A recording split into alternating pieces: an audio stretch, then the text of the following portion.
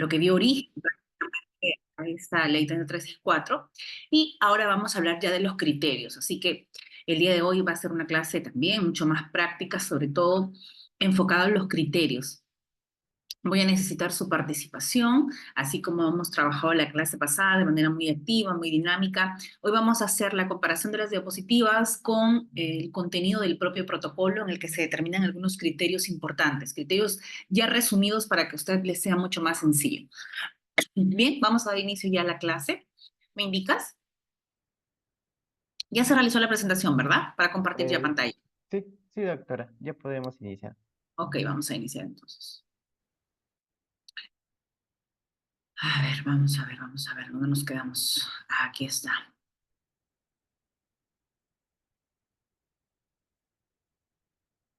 Bien, señores, ¿qué debemos saber de las medidas de protección? ¿Qué es lo que buscas realmente con la solicitud de medidas de protección? Buscas asegurar la integridad física, la integridad psicológica, sexual, también en algunos casos económico-patrimonial de las víctimas. Digo de las víctimas porque no necesariamente está en razón de una sola.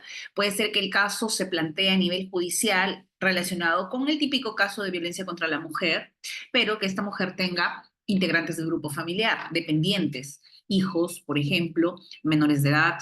Eh, se toma en cuenta incluso el número de hijos que pueda tener, si tiene también, por ejemplo, como parte de esa familia, a un adulto mayor que también se encuentra en una situación tal vez de discapacidad o por su propiedad, conlleva a ser parte de un grupo de especial protección, podría darse también. Entonces, en el proceso, cuando se identifica a nivel policial números específico de víctimas, podría a nivel judicial incrementarse el número de sujetos pasivos. Eso es importante que usted lo maneje. No significa, a veces me dicen en audiencia, doctora, pero ¿por qué se está convocando a otra persona, a los hijos, si en ningún momento en la declaración la señora ha dicho a nivel policial que ellos también se han visto afectados? Ojo, a partir de los abordajes integrales, si yo puedo evidenciar incluso del registro del sistema judicial que hay una serie de denuncias tanto de la señora en contra de él, así como de él en contra de la señora, o la mujer, o los padres, la madre en contra del padre, el padre en contra de la madre. Entonces puede ser que me genere a mí un indicio razonable de que estos constantes conflictos puedan afectar a los integrantes del grupo familiar. Y yo estoy en toda la posibilidad de solicitar información sobre eso. ¿Qué tipo de información? ¿Cuántos hijos tienes? Si esos hijos son menores o mayores de edad, si están acudiendo al colegio, qué tipo de educación están teniendo, porque incluso en algunos casos nosotros identificamos que los niños no están yendo al colegio. Mis doctora están bajo la educación virtual, sin embargo, no se ha habilitado para ellos educación virtual. Entonces, ese tipo de situaciones o conflictos que, por ejemplo, incluyen el trasladarme, yo viví en Huamachuco, luego me fui a Trujillo por salir del ciclo de violencia, luego los niños regresaron ahora a Piura, etc. Entonces, durante el año escolar, ¿y qué está pasando con el colegio? ¿Está repitiendo cursos? ¿Está estudiando? Entonces, todo ese tipo de información, incluso el hecho de que pueda afectarse el desarrollo de los integrantes del grupo familiar, puede verse en un caso de violencia, así no hayan sido mencionados en el inicio. ¿Correcto? Es más, yo puedo dictar mis medidas solo en razón de la víctima y luego, si en la propia audiencia se inserta algún nuevo hecho de violencia, claro que sí. Puede ser que en la audiencia me indique al momento de que quiera hacer declaración que ha habido hechos de violencia sexual, por ejemplo, y el hecho era por violencia física, pero ahora me dice que hubo un otro acontecimiento. Es decir, eso señor no se va a ver en esta audiencia porque eso es producto, eso tendrá que demandarlo en otra vía o tendrá que denunciarlo en otro expediente, ¿no? Yo podría dictar las medidas mucho más inmediatas e incluso ampliarlas si es que yo pido una evaluación posterior, pero podría eso conllevar a incrementar el nivel de riesgo. Claro, no solamente está en decirlo, ¿no? Está también en qué tipo de medio probatorio inserta. Ahora, recordemos que para el tema de hechos de violencia de naturaleza sexual yo no puedo exigir un nivel de acreditación como señora, indíqueme, o a la persona, o al niño, o al adolescente, o al denunciado, o incluso que sea el denunciante un hombre, si es que indica hechos de naturaleza sexual, podría yo esperar que en esta área de protección yo solicite espacios de acreditación, es decir, reconocimientos médicos legales sobre el hecho, ¿no? Eso no podría darse, eso ya sería en un ámbito mucho más amplio. ¿Correcto? Bien, entonces lo que vamos a tratar con esas medidas de protección es justamente asegurar que la integridad de la víctima no pueda ser expuesta nuevamente a hechos de violencia o que incluso podría darse hechos de mayor gravedad y igual se puede impedir esos hechos con estas medidas de protección, estos nuevos hechos, ¿bien? Entonces, estas medidas, ¿quién las emite? Las emite el juez, las emite el fiscal, las emite el efectivo policial. ¿Quién emite? El Centro de Emergencia Mujer, las de MUNAS, las unidades de protección especial. ¿Quién emite las medidas de protección actualmente? Solo pueden ser emitidas por, muy bien, por el Poder Judicial. Ahora, Katherine, yo he visto en algunos casos en provincias, sobre todo, que los fiscales están dictando las medidas de protección. No sé si ustedes han visto esos hechos que llegan a la comisaría por tipos de obstrucciones en contacto con hijos, por ejemplo, ¿no? Doctora, denuncio violencia porque él se quiso llevar a mi hijo, o ella se quiso llevar a mi hija y jaloneamos y yo le he ido a denunciar a la comisaría. Y el fiscal ha determinado que se vaya el niño con la mamá o con el papá. ¿Realmente es una medida de protección lo que se emita? Recuerda que el único que puede emitir la medida de protección es el juzgado y que debe ser sometido, y por eso la premura. Doctora, pero ¿con quién va a pasar esa noche el niño? Ah, bueno, se podrá poner incluso, dar una situación de especial cuidado en razón de la situación y el caso en concreto, pero no es que se dicte una medida de protección, sino se dejará constancia de la situación que ameritó que permanezca en el lugar en el donde se encontró el niño, lo más seguro. Por ejemplo, no hacer, dispongo que viaje hacia otra ciudad, no. Entonces, en ese momento se tendrá que evaluar qué es lo más necesario para este niño. Bien, la medida de protección, algo que incluso toman mucho en los exámenes o en las evaluaciones, es que la vigencia de la medida de protección no va a estar supeditada a las decisiones del juzgado penal. Por decir, el juzgado penal puede ser que declare la absolución del denunciado y que consideren que es inocente, que no ha cometido ningún delito, que el delito que les había denunciado por violencia física, psicológica, sexual, no ha logrado derrotar, no ha logrado derrotarse en el proceso el principio de inocencia de este denunciado y por ende absuelto. Entonces, si está con una sentencia absolutoria, eso me obliga a mí de manera directa que yo, como juez de familia, deje sin efecto una medida de protección. La medida de protección va a mantener su vigencia hasta que el riesgo, por eso esa es la respuesta, el nivel de riesgo desaparezca. Y es que hay casos, no en todos, ¿no? Pero hay casos muy claros, incluso casos que han sido transmitidos por televisión, mira, los casos mediáticos. Esos casos que ni tan mediáticos, o sea, casos que, por ejemplo, yo recuerdo mucho un evento en un noticiero en el que una víctima de violencia fue subida jalada de los cabellos a una mototaxi por su pareja. La golpeó y la subió a la mototaxi. Sin embargo, los efectivos policiales siguieron a esta persona, llegaron, la trasladaron a la comisaría, la señora se moría en llanto en la comisaría diciendo de que ella no va a denunciar a su pareja porque su pareja eh, tenía ya le había pedido disculpas o ella es la que había generado el hecho de violencia, etc. Sí, serie de situaciones que a nivel penal, ¿cómo sancionamos? ¿Cómo sancionamos un hecho de violencia si primero no tenemos declaración de víctima a nivel penal o sancionatorio? Segundo, no quiere pasar reconocimiento legal, se niega a hacer las evaluaciones psicológicas, entonces, ¿cómo se puede establecer la comisión de un delito y derrotar la presunción de inocencia? En esa situación, por más que los propios efectivos policiales habían visto, o el serenazgo, la comunidad, vieron cómo él golpeó a su pareja y la subió a rastras a una mototaxi. Entonces, en el ámbito penal, ese caso puede quedar con una sentencia absolutoria, claro que sí. Es más, ahí ni siquiera va a ser un archivo fiscal, tal vez.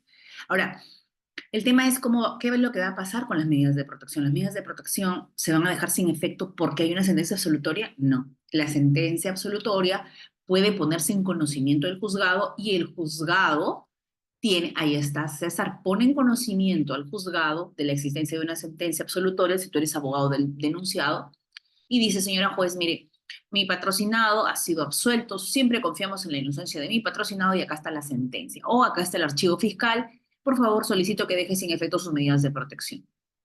Entonces usted va a decir, muy bien, señor abogado, vamos a hacer una audiencia para determinar la vigencia del riesgo, César. Es decir, necesito una audiencia. En esa audiencia, César, mucho cuidado, Porque puede ser que sea una juez que sea muy estricta y que diga, bueno, usted se ha sometido a esta audiencia y voy a ejercer en esta audiencia un acto de supervisión. ¿Qué pasa si la juez, antes de entrar al tema de fondo, en este caso que es la vigencia de la medida de protección ante una sentencia absolutoria que, por decir, demoró medio año, un año, imaginemos que demoró poco en emitirse, y voy a verificar o voy a ejercer supervisión de decisión judicial? Muy bien. Entonces, ¿cómo hago mi supervisión? Verifico el cumplimiento de las medidas de protección.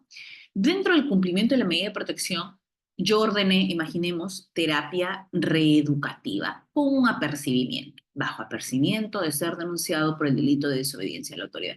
Y en audiencia, la propia víctima podría decirme, él no está yendo a la terapia. Incluso por eso sigue teniendo comportamientos eh, o tiene algunas reacciones violentas, etc., porque no está yendo a la terapia. Incluso asusta a mis hijos esa situación. Solicito inmediatamente, suspendo la audiencia, pido información al centro de salud mental, me indica que no acudió a ninguna terapia, le pido que me dé esa información, corro traslado a la parte denunciada, la parte denunciada me dice, doctora, no he acudido a terapia porque he estado trabajando lejos, porque otro me podría decir, porque yo he confiado siempre en mi inocencia, yo no necesito terapia, yo no estoy loco, etc., etc., etc. ¿Qué ha pasado en ese caso? ¿Se incumplió la disposición? ¿Se incumplió el mandato? Claro que sí. Y por ende, esta juez podría incluso ejecutar el apercibimiento. Y adicional a ejecutar el apercibimiento, yo no puedo determinar que el riesgo ha bajado o ha disminuido si es que él no ha ido a terapia. ¿Correcto? Si es que la pareja o incluso la víctima tampoco ha ido a terapia. Miren la importancia de acudir a la terapia. Si te dan a ti un oficio para que vayas a terapia, tienes que ir, porque ese es la disposición del juzgado ha sido dentro de una medida que acudas a terapia. Y si no acudas a terapia, entonces estás incumpliendo una medida de protección. Y eso podría conllevar a ser denunciado por el delito de desobediencia a la autoridad, ¿correcto? Muy bien. Entonces, para emitir una medida de protección, como les había dicho, se va a tomar en consideración también si es que existen personas dependientes o no de esta persona. No solamente hijos, podrían ser también padres, adultos mayores. Actualmente existen muchas familias en las que dentro de un hogar están los abuelitos viviendo los padres viviendo con los hijos que inician nuevas familias debido a la falta de vivienda, a la falta de recursos, a situaciones culturales, etc., etc. Y ellos podrían verse también afectados. Recuerden que los adultos mayores tienen también su ley de protección y también tienen una política nacional a favor de ellos en razón del grupo etario en el que se encuentran, a favor del aseguramiento de vivir esta etapa de vida dentro de un espacio libre de violencia. Hasta ahí estamos claros, ¿verdad? Listo.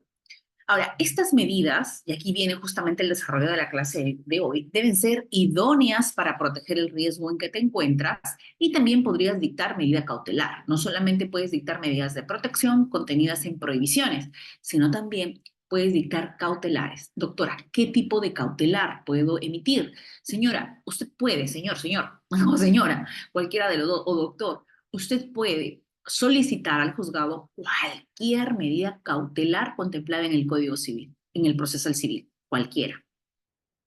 Entonces, no hay límite, no hay límite. Incluso podría solicitar una medida de protección que no esté escrita también, siempre y cuando sea idónea, sea congruente, sea razonable, todos los criterios que vamos a estudiar el día de hoy. ¿Bien? Entonces, esto no es una situación cerrada para determinar qué tipos de medidas puedo dictar. Dado el caso en concreto, se pueden dictar un abanico de medidas de protección con la finalidad de proteger la integridad de estas víctimas. Ahora, las medidas de protección no son para que guardes el papelito y no se ejecuten de manera inmediata. Por eso cuando me dicen, doctora, la apelación suspende la ejecución de las medidas, es decir, yo no estoy conforme con la decisión. Usted me ha fijado una anticipada de alimentos o una asignación económica de emergencia con un apercibimiento. Un apercibimiento de ser denunciado por el delito de desobediencia a la autoridad. Sin embargo, yo estoy apelando porque me parece, doctora, que es un exceso de parte de usted. ¿Cómo me va a dictar una cautelar de anticipada de alimentos si yo he venido por violencia y aquí no se tiene que ver los alimentos? Entonces, puede ser que consideres ese fundamento válido, ¿no? voy a apelar y no voy a cumplir esa anticipada. ¿Qué va a pasar? ¿Incumple la medida o no? Porque hay apelación. ¿Necesitaré un auto que declare consentida para poder establecer la desobediencia? El auto de desobediencia, en este caso, la remisión de copias al Ministerio Público por la desobediencia, se va a cumplir efectivamente cuando él quede válidamente notificado e incumpla. Es decir, estando válidamente notificado a que no debe realizar cierta acción, lo hace. ¿Correcto? Entonces, las medidas de protección deben ser ejecutadas de manera inmediata. Aquí no hay apelación que suspenda los efectos. Aquí no existe que en el ámbito sancionatorio ya se determinó imaginemos que en el ámbito sancionatorio ya se ha determinado eh, que no se ha cometido delito y no por eso va a significar que no va a darse o va a perderse la vigencia de las medidas, ¿correcto? Muy bien. ¿Qué otro más? ¿Qué otro más? ¿Qué otro más? Para otorgar las medidas se debe considerar las necesidades específicas de las personas que requieren dichas medidas. Y aquí también no solamente en razón de la víctima, también podrían establecerse ciertas especificaciones en relación de la parte denunciada. Yo más o menos la clase pasada les comenté un poquito y les dije, doctores, ¿qué pasa cuando eh, viven, son vecinos? O tienen un lugar, trabajan en el mismo espacio o van a la misma escuela, al colegio, en la misma, en el mismo centro educativo. ¿Qué pasa en esos casos? Tengo que evaluar qué tipo de medida voy a dictar y no eso significa que eso va a ir en contra de la víctima, al contrario, porque incrementaría el nivel de riesgo, ¿no? La cercanía, la proximidad. Sin embargo, tengo que tomar en cuenta algunos otros factores, como por ejemplo el hecho de que resultaría súper importante establecer si es que la medida sería coherente o no con el hecho de establecer, por ejemplo, una medida de alejamiento cuando trabajan en la misma institución. O una medida de alejamiento cuando, por ejemplo, en el caso de estas dos personas que tenían dos negocios que eran contiguos, daban incluso los negocios o vivían o eran vecinos, es decir, alejamiento de tantos metros. O sea, el alejamiento no va a afectar los derechos de propiedad de la otra persona. Eso no es lo que conlleva una medida. Si bien es cierto, en la ley 31715, cuando hicimos la línea de tiempo, yo les había dicho que indistintamente de quién sea la propiedad, se puede establecer retiro del hogar.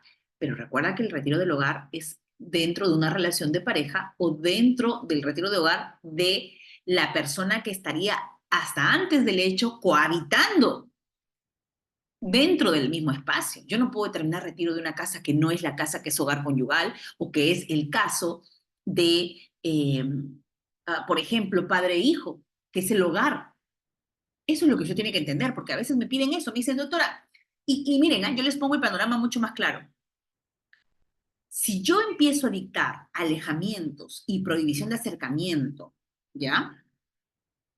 En casas, terrenos, imaginemos estas personas que viven en zonas alejadas, en terrenos contiguos, en los que se están peleando su derecho de propiedad, porque esta casa le pertenece, está en juicio, y luchan porque este es mi terreno, por acá va a pasar el tractor, por acá no va a pasar. ¿Qué va a pasar con eso, señores? ¿Qué creen que va a pasar con eso? Se va a malutilizar la herramienta judicial de protección a los integrantes del grupo familiar y van a utilizarlo para, con las cautelares, el alejamiento va a significar desalojarlo de su terreno o no. Esto es un solo terreno. Hay varios hijos que están peleándose la herencia. Y yo voy, y, doctora, es que esta es mi casa. Este es mi ranchito que tengo acá. Y él tiene este ranchito. Y él está cultivando en mi ranchito y me está, adicional a que me está insultando, no está diciendo cultivando, me está insultando, me está esto, ya, toda la violencia que está ejerciendo. Dicto que alejamiento, pero si vives, están dentro de un predio en el que no está determinado de quién es la propiedad. ¿Qué va a significar el alejamiento? Lo estoy retirando, ¿no? Está más fácil que ir por un desalojo. No utilicemos de manera equivocada o mal utilicemos la herramienta judicial. Por eso que el juez tiene que advertir y revisar en el sistema integrado judicial si es que eso está judicializado o no. Porque recuerda que un litigio de civil tiene conflictos internos, más si son integrantes del grupo familiar. ¿Pero eso será violencia en el marco de protección de la 3364? No. Pero ahora, cambia la situación. Si usted me dice, doctora, entonces significa que si es que hay un proceso de terrenos de los herederos, ¿nunca va a usted dictar una medida a favor de uno de integrantes del grupo familiar? Ah, vamos a otro casito. Tuve un caso en el que era una de las personas que se encontraba dentro de ese terreno, era una mujer que se encontraba en estado gestacional o, por decir, era una persona que tenía una discapacidad, imaginemos. Era sordomuda, ciego, sorda, etc. O tenía una discapacidad física. Y a esa persona la empiezan a insultar, a agredir, a tratarla de aburrir para que salga de ese espacio que es su único espacio para vivir. Señores, si yo le doy otro tipo de connotación acá, hablo de un contexto, indistintamente que eso esté judicializado por el espacio civil, hasta que no se resuelva en el espacio civil, ¿qué significa? Esta víctima puede ser agredida, insultada, discriminada por su condición de tal, discriminada por su discapacidad. ¿Puedo? Más si su nivel de vulnerabilidad es altísimo por estar embarazada, por ser mujer, por no tener entorno familiar seguro. Igual si pasa con un adulto mayor, ¿o no? Entonces, ahí sí podría entrar a dictar algún tipo de medida, que igual yo no voy a determinar el tema del retiro o del alejamiento, pero sí podría dictar una medida que en caso se incumpla, puedo ejecutar un proceso penal, puedo ejecutar un apercibimiento para el inicio de un proceso penal por la desobediencia, ojo. Entonces, todo eso se tiene que tomar en consideración. No es nomás dictar la medida y punto. Por eso, a veces mis colegas desacreditan un poco el tema. Cuando llega una denuncia y le das, no tienes contexto, no sabes si hay dependientes, no sabes en qué situación se está dando, no sabes cuál es el origen de los conflictos, no sabes nada. Simplemente dictas la medida. Eso no es lo más adecuado. Bien. Ahora, este proceso de violencia es importante tomar en cuenta que uno de los primeros contactos que realiza la víctima es con el efectivo policial. Ese contacto que realiza va a implicar un llenado de una ficha de valoración de riesgo.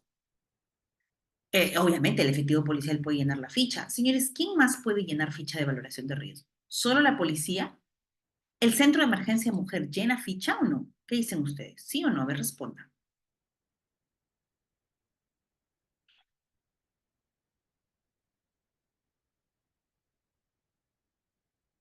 A ver, den respuesta.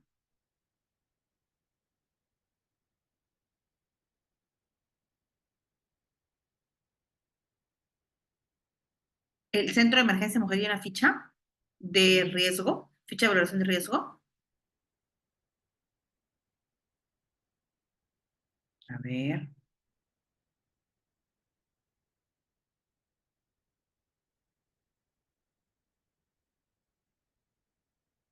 Karen me dice, doctora, sí, y también lo puede hacer el juzgado. A ver, analicemos.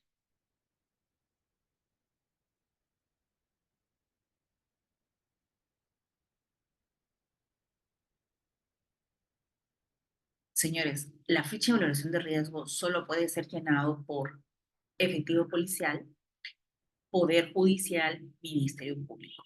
El Centro de Emergencia Mujer no llena ficha de valoración de riesgo, no llena ficha de valoración de riesgo. Solo llena fichas de atención, pero no de valoración de riesgo que puedan ser incorporadas a nivel judicial. Eso tiene que tener usted claro. Esa ficha que tiene el SEM es una ficha interna, es una ficha como cuando usted va a tener una atención médica, pero no es una ficha que va a determinar el nivel de riesgo, ojo, porque esa no se incrementa. Me dice, doctora, ¿una demuna acreditada podría llenar una ficha de valoración de riesgo? Recuerda, Ana, que ustedes también llenan fichas de atención, pero no son fichas de valoración de riesgo bajo el formato de la ley 3364. Claro, Catherine, el SEN va a graduar. pero no es la ficha que se incorpora al expediente judicial, Catherine. Es una ficha de valoración interna que ellos manejan, así como hay una ficha de atención médica, así como le puede realizar una ficha, he visto, por ejemplo, en algunos centros escolares o colegios también. Es decir, esa ficha no es la ficha de valoración, que es la siguiente, miren, ahora la voy a presentar. Creo que aquí no la tengo la ficha. La ficha de valoración de riesgo que ahora les muestro, solamente son tres tipos de ficha. Ficha para mujer, pero ¿será para cualquier mujer o será para mujer dentro de una relación de pareja? La ficha aprobada dentro de la relación de pareja. ¿Qué otra ficha tenemos? Ficha para, ¿para quién más hacemos ficha? Para NNA y tenemos ficha para adultos mayores. Muy bien. ¿Tenemos ficha para hombre? ¿A los hombres se les puede aplicar ficha de valoración de riesgo? Ahora, ¿un hombre puede llenar una ficha de valoración de riesgo? Claro que sí. La ficha de valoración de adulto mayor, ¿qué pasa si es un ancianito? ¿Dejó de ser hombre porque es anciano? Ahora, hombre, adulto mayor, sí. Hombre, niño, sí. Ah, ahora, hombre, dentro de una relación de pareja, no. No hay, pues, ficha para él. ¿Y por qué se han hecho fichas solamente para ellos? Para mujeres dentro de la relación de pareja, para niños y para adultos mayores. ¿Eso es discriminatorio? ¿Debería haber también ficha para hombre? Señores, pasa que se generan estas tres fichas porque se identifican niveles de vulnerabilidad alto. O sea, grupos vulnerables tienen ficha, o sea, los más vulnerables. Que es decir, algo más dinámico de saber cuál es, según una graduación y una puntuación, podría determinarse el nivel de riesgo. Ahora, ¿quién llena? Solamente policía, ministerio y poder judicial. No llena Centro de Emergencia Mujer la ficha que va al expediente, esa no llena. Ellos tienen una ficha de atención para sus evaluaciones psicológicas, para sus evaluaciones sociales, para sus evaluaciones multidisciplinarias, pero no es la ficha que anexas al expediente.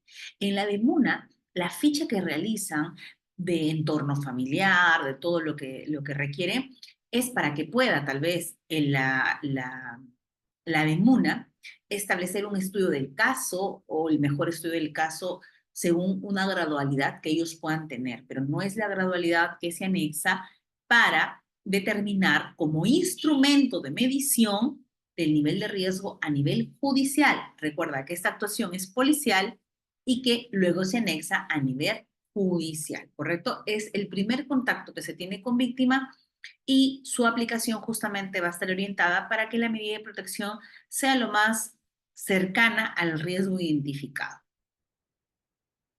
Sin embargo, usted tiene que tener claro también que esos niveles de riesgo, que son tres, riesgo leve, moderado y severo, no son riesgos estáticos. No significa que hoy empecé con ese nivel de riesgo y con ese nivel de riesgo se termina. No, puede ser que yo cuando puse la denuncia era un nivel de riesgo leve o era un nivel de riesgo moderado.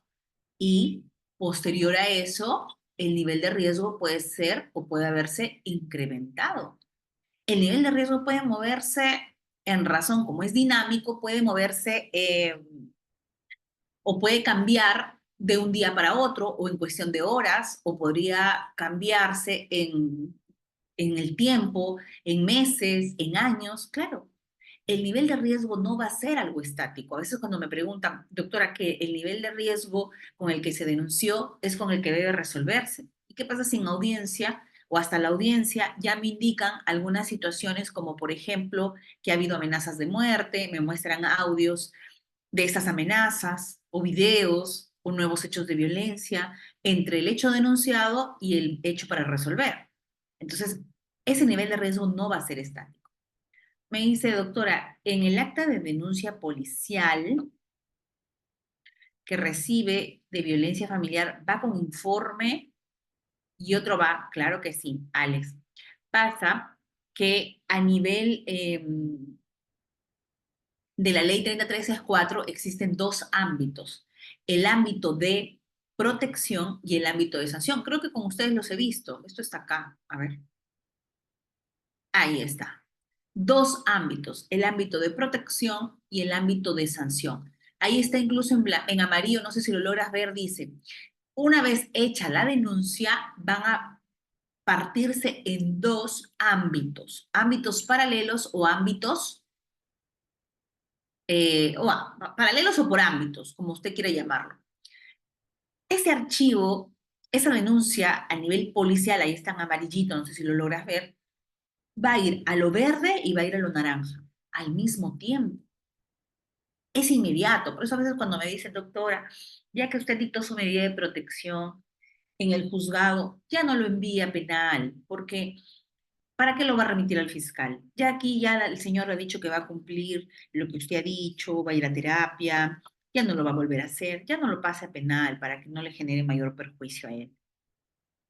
Eso sucedería si es que estamos hablando con un sistema de etapas, pero acá no hay etapas, acá hay ámbitos, ámbito de protección y ámbito de sanción. Se activan al mismo tiempo, al mismo tiempo. No vas a esperar que el juez de violencia pueda emitir la medida para que recién ponga en conocimiento al fiscal. No, eso ya se puso en conocimiento antes, al momento de registrado el efectivo policial el hecho o la denuncia. Bien, muy bien. Ahora, cuando la clase pasada me decían, doctora, pero en algunas fichas se determina riesgo extremo y severo extremo, ese es otro tipo de riesgo, tiene otro plazo. Todos los riesgos tienen, así sea, el riesgo leve, severo o moderado, tienen el mismo plazo para otorgarse. Ahora que, claro, puede ser que por un nivel de riesgo leve podría generar algunas otras actuaciones que conlleven que la audiencia no necesariamente se realice dentro de las 48 o 24 horas, podría ser incluso un poco más, eh, y también aunado la carga procesal, eso sí es importante, pero eh, esos tipos de riesgos sí podrían esperar un poquito, pero el riesgo severo, ahí sí tendría que ser la audiencia inmediata porque demorar un poco más en estos casos podría conllevar a la pérdida de la vida de la víctima. Entonces, aquí sí requerimos una actuación inmediata. Bien, ¿cómo determino estos tres niveles de riesgo? Van a haber ejes para determinar, pero antes de hablar de los ejes, usted va a analizar qué es lo que demuestra que existe un bajo nivel en el riesgo. Por ejemplo, en el nivel de riesgo leve, existe una baja probabilidad de que el hecho vuelva a suscitarse. ¿Y por qué? Porque el hecho es poco probable que vuelva a suceder. Porque, por ejemplo, si ese hecho recae en una mujer, imaginemos en una mujer, que tiene entorno de apoyo familiar, que tiene entorno de apoyo laboral, que tiene entorno de apoyo amical, la situación que vuelva a suceder es bajísima. Que esta mujer no tiene una dependencia sobre esta persona, también. Entonces, la probabilidad de que vuelva a suceder ese hecho, normalmente eso se da en insultos, por ejemplo, es baja. El bajo impacto del hecho, puede ser una agresión verbal. A veces me dicen, doctora, pero las agresiones verbales, las agresiones psicológicas son igual de dolorosas que las agresiones físicas. Claro, eso si hablamos ya de que ambas se sancionan, pero los impactos realmente son diferentes, ¿no? Los impactos son diferentes y normalmente por agresiones verbales podemos establecer un bajo impacto del hecho. En nivel de riesgo leve, también podemos determinar que siempre va a existir factores de protección. Dentro de esos factores de protección, como les había dicho, entorno familiar seguro, hay mamá, hay papá, hay hermanos, hay primos, hay vecinos, hay, sí, hasta círculo de amigos también, hay factores de protección. Y también la posibilidad de que este hecho ocurra, nuevamente, como les he dicho, podría darse, pero es a largo plazo. Adicional a eso, también podemos identificar en el riesgo que este nivel a la persona que de por sí está afectada, pero le da la posibilidad de que se anticipe al hecho. Es decir, va a suceder nuevamente, yo me anticipo al hecho. Tengo algún nivel mayor de prevención para que no vuelva a suceder. También, por ejemplo, se indica que tiene un alto nivel de conciencia de la situación, es decir, la víctima sabe que eso está mal, que ella no debería mantenerse en ese ciclo de violencia, que ella podría salir de eso, que tiene el entorno necesario para salir de eso, es decir, hay un nivel alto de conciencia sobre eso y tiene esas redes de apoyo familiar y social. En el caso del impacto o del riesgo moderado,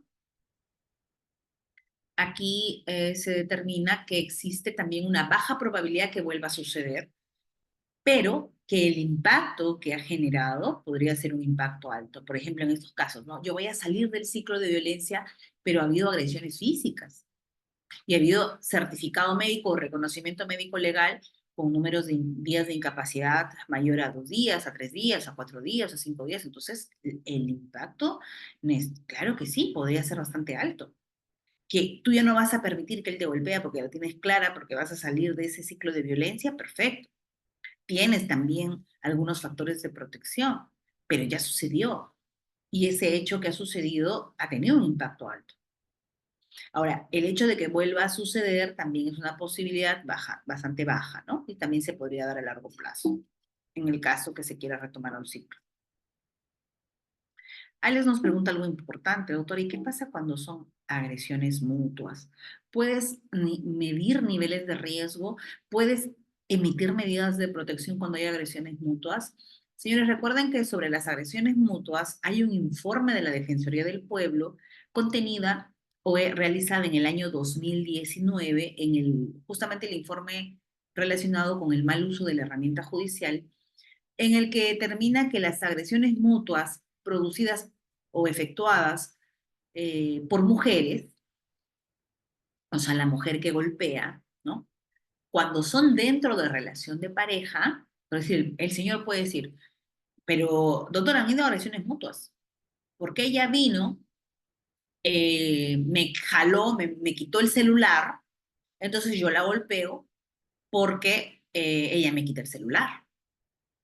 Le empujo por tratar de quitar, que me devuelva mi celular, le empujo y se golpea la cabeza. Ella se levanta, coge un palo y también me golpea y ahí están las agresiones. Sobre las agresiones mutuas yo tengo que primero identificar contextos. No solamente quién recibió más golpe, quién fue el más golpeado en ese evento, cómo se dio ese evento, qué hay dentro del contexto de violencia, qué hay en la entrevista que puede realizarme tal vez su hijo de 15 años, su hija de 14 años, de 13, de 12 incluso, que ya tienen un nivel de madurez bastante alto, que me digan, doctora, todo el tiempo mi papá golpeaba a mi mamá. Esta es la primera vez que he visto que mi mamá, ya harta de estos golpes, porque lo que venía por haberle quitado el celular ante las infidelidades, iba a hacer que él la golpee en el suelo hasta más no poder. Ella lo que hizo es se adelantó, lo golpeó con este palo para poder salir y escapar de la casa. Entonces, hay que analizar realmente el contexto. Doctor, ¿y puedo dictar medidas de protección a favor de los dos? Sí, claro. Podría dictar las prohibiciones para uno y para el otro en la agresión mutua, así como también podría no dictar ninguna medida para los dos. Doctora, ¿qué pasa si ambas personas estaban tomando licor en un bar? Ambos estaban en estado de ebriedad y empezaron a pelearse por los celos que siempre tiene uno del otro, el otro empezaron y se empezaron a golpear. Es más, uno terminó con la cabeza rota de que le tiró un botellazo en la cabeza y la otra le empujó. Ahí, si es que analizo el contexto y no encuentro sometimientos de esta obligación, acompáñame a tomar, porque esa es tu función como mujer, o sometimientos adicionales sin entorno familiar de apoyo, etc., podría evitar una agresión mutua y por ende no hay que dictar medidas de protección para ninguno de los dos.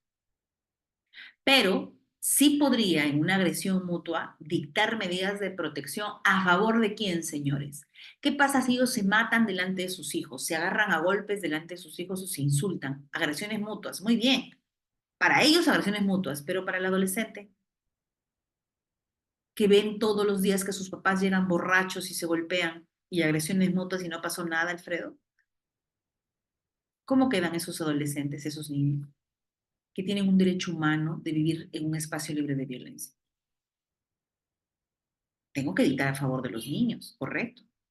Pero doctora, son dos enamorados que se han ido a tomar y se han agarrado a golpes. Ya, señores, ahí no tengo que dictar nada. Pero yo identifiqué el contexto, pues, relación de pareja, edades, entorno familiar. Yo tengo que verificar todo, si no, ¿cómo puedo resolver? Imagínate que yo los mando a su casa y digo, agresión de motos no otorgo medidas. Y al día siguiente, la hija de ellos se suicida porque está harta de esas peleas. ¿Qué creen que va a pasar con la juez que no emitió medidas de protección? Que no identificó que había un adolescente ahí que estaba siendo afectado por los continuos hechos de violencia. Es más, en el sistema del registro del CIDEPOL se ve que hay varias denuncias entre ambos, hasta de los vecinos que siempre denuncian que ellos llegan mareados y se golpean entre ellos. Bien. Entonces, existe una alta probabilidad de recurrencia del hecho en el riesgo severo, claro que sí. Existe un impacto que definitivamente va a ser un impacto alto y existen escasos factores de protección. No hay papá, no hay mamá, no hay tía, está desarraigada o desarraigado. Esta persona vivía en la sierra, ahora la han pasado a la costa por motivos de acompañar a su pareja. Ella no tiene trabajo, él no tiene trabajo, tal vez, dependiendo del caso. No tiene recurso económico, solo vive de lo que él le da, tiene hijos de otro compromiso que tampoco era un padre que cumplía, por ende el único sustento para ella y para sus hijos es esta nueva pareja y por eso piensa que debe soportar el maltrato porque no tiene dinero para poder solventar a sus hijos. Todas esas situaciones conllevan a un nivel de riesgo mucho más alto. Entonces la probabilidad que vuelva y regrese el ciclo de violencia es altísimo. Ella no puede decir, yo ya no quiero de él, porque él dice, ¿y ahora cómo van a estudiar mis hijos? ¿Y ahora cómo van a comer? Ah, no, pero fácil. Ay, pero demándalo por alimentos. Señores, las demandas por alimentos a veces no entregan montos que corresponden a las necesidades de los alimentistas. No es lo mismo vivir con el golpeador y el dinero que te da o que te puede dar, que podría ser mayor o menor, a un proceso de alimentos que te establecen un monto bastante bajo, sobre todo cuando tienes hijos de otros compromisos que también involucra que tu canasta familiar pues se vea totalmente afectada, ¿no? Y por eso muchas mujeres continúan dentro del ciclo de violencia, bajo este rol subordinado, bajo este rol de dependencia económica, que debe ser identificada judicialmente y apoyarse a la víctima de manera integral. Pero el nivel de riesgo que identificaste aquí es un nivel de riesgo bastante alto, ¿correcto?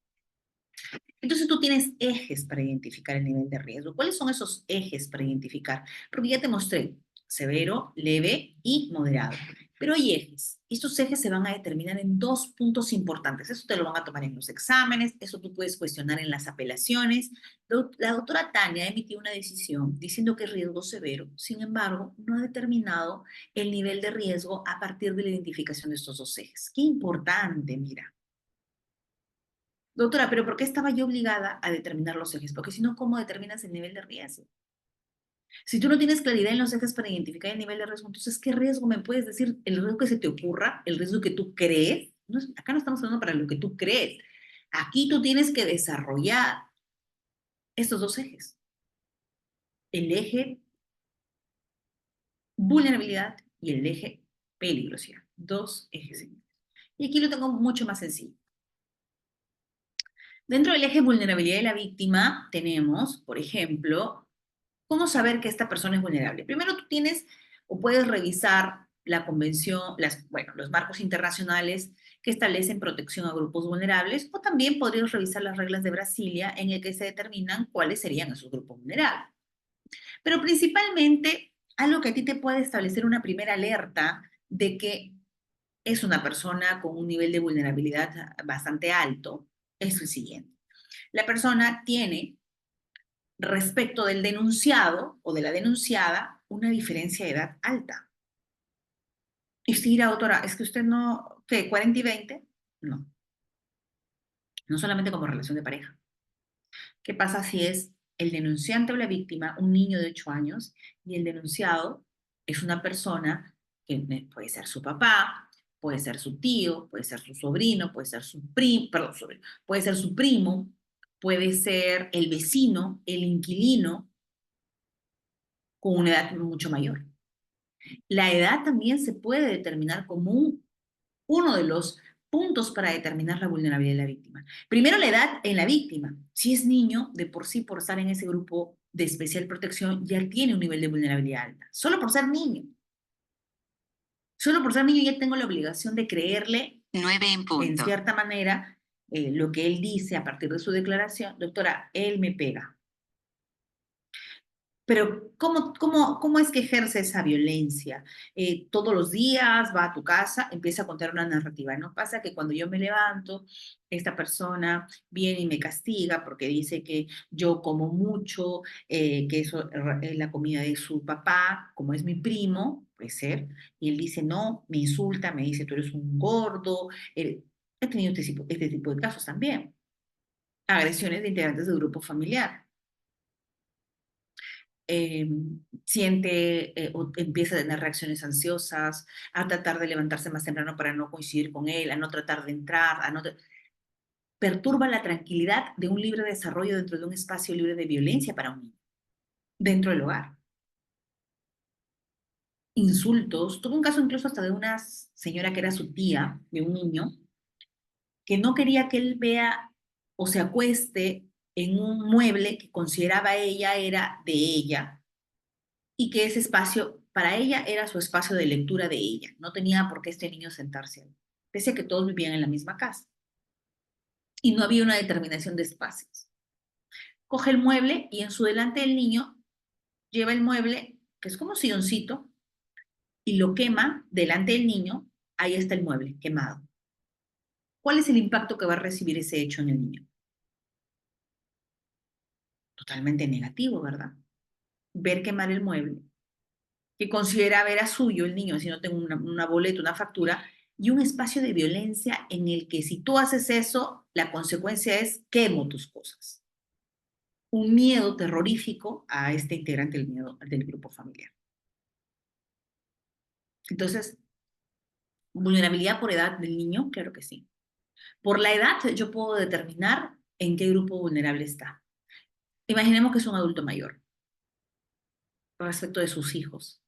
Sus hijos ingresan a personas para generar violencia dentro de su casa, de los adultos mayores. La edad de ese adulto mayor me puede, a mí, establecer esta línea de que es una persona vulnerable.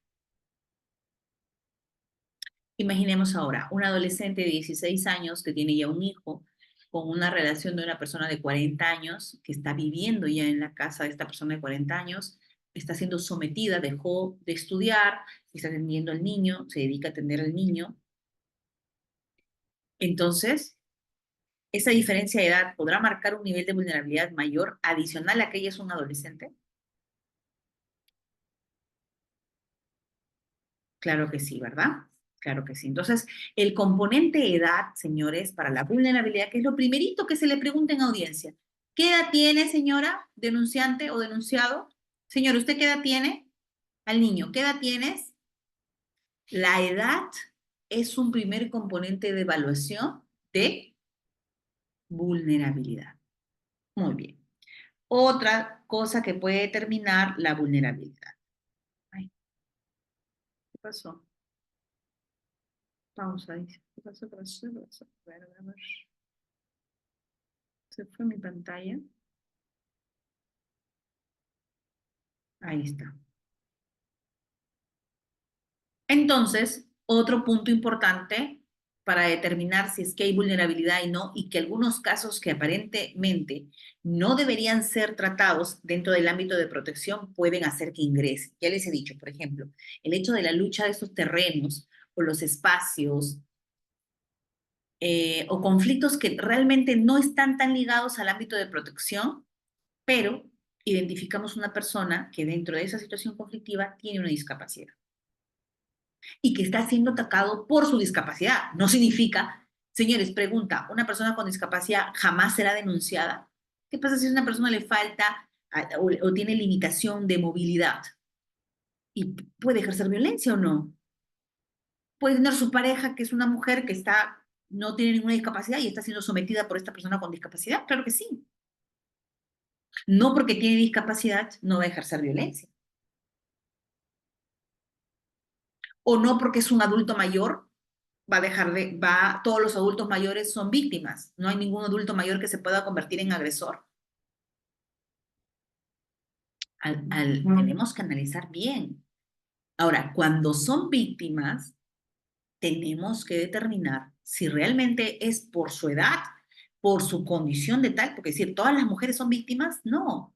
Y hay que establecer si el hecho de violencia es por su condición de mujer. Es decir, te estoy diciendo, por ejemplo, si hacen agresiones verbales, te cuestiono porque tú tienes una pareja, un hijo de una primera pareja, un hijo de una segunda pareja, porque tú tuviste muchas parejas anteriormente, tu comportamiento actual, como tú eras así, entonces yo te tengo que revisar el celular porque yo no confío en ti y no tienes que tener comunicación con nadie de tus amigas porque todas tus amigas te llevan a ese tipo de situación. Entonces, estos sometimientos y limitaciones no son justificados. No tienen justificación alguna en razón de sus antecedentes o sus hechos anteriores de relaciones afectivas que haya podido mantener una persona, tanto en hombre como en mujer. Bien, entonces, una situación de discapacidad podría conllevar a incrementar el nivel de vulnerabilidad en la víctima. Para incrementar la vulnerabilidad, si es que tú has establecido ya que esa persona tiene indicio razonable de que es la víctima en ese caso. Adicional a eso, por ejemplo, también se puede identificar la situación económica y social.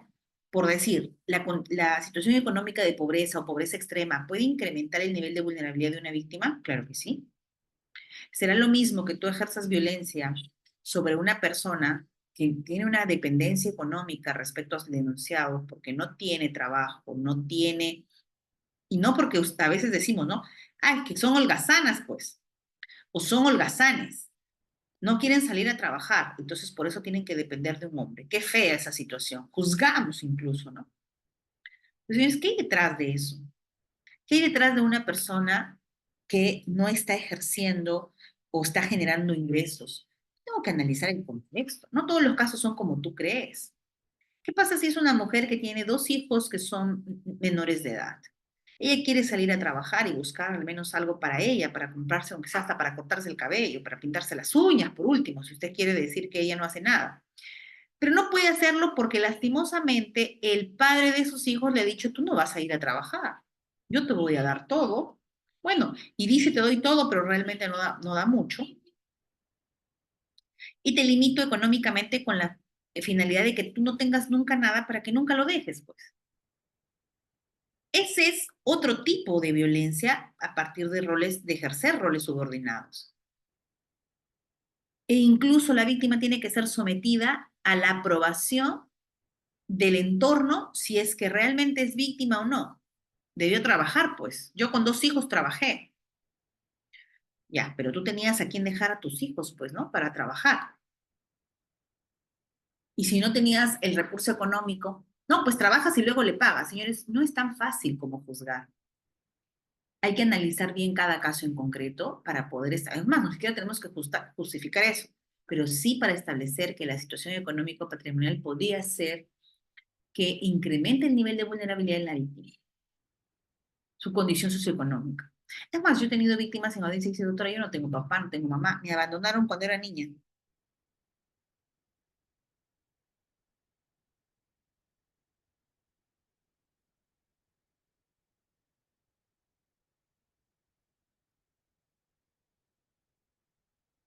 ¿Correcto?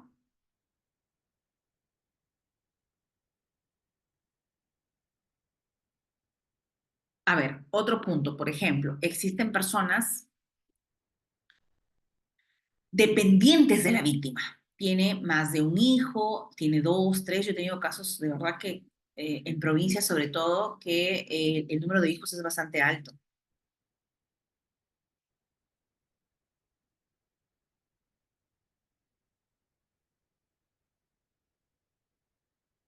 Por ejemplo, tiene dos, tres, cuatro integrantes del grupo familiar dependientes. Y eso va a hacer que esta persona desee continuar dentro del ciclo de violencia. ¿Qué pasa también, por ejemplo, con aquellas personas migrantes o migrantes irregulares?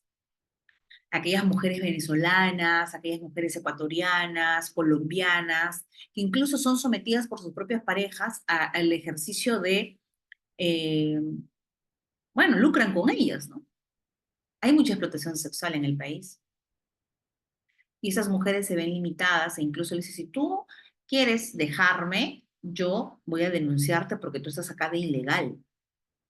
Ese tipo de situaciones y condicionamientos a las personas migrantes elevan el nivel de vulnerabilidad. Hay muchas personas, sobre todo mujeres venezolanas, que cuando denuncian indican haber salido del ciclo de violencia, pero porque ya consiguieron un trabajo, porque ya consiguieron algo, porque antes de eso, doctora, yo no podía salir porque mi pareja peruana o también mi pareja venezolana me tenía amenazada con que me iba a quitar a mis hijos, con que me iba a llevar la policía, con que me iban a sembrar algo, que tiene amigos en los efectivos policiales o tiene amigos en cualquier institución.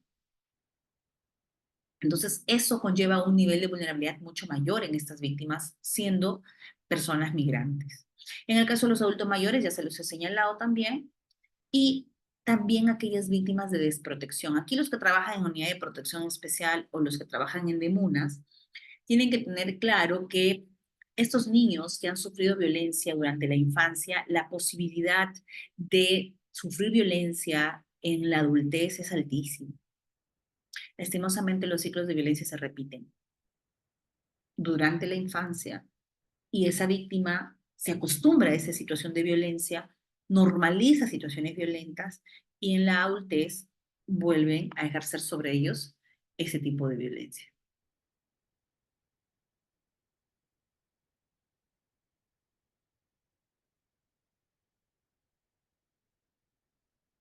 También es importante que se analice también los contextos sociales. Hay contextos sociales que incrementan el nivel de violencia, como por ejemplo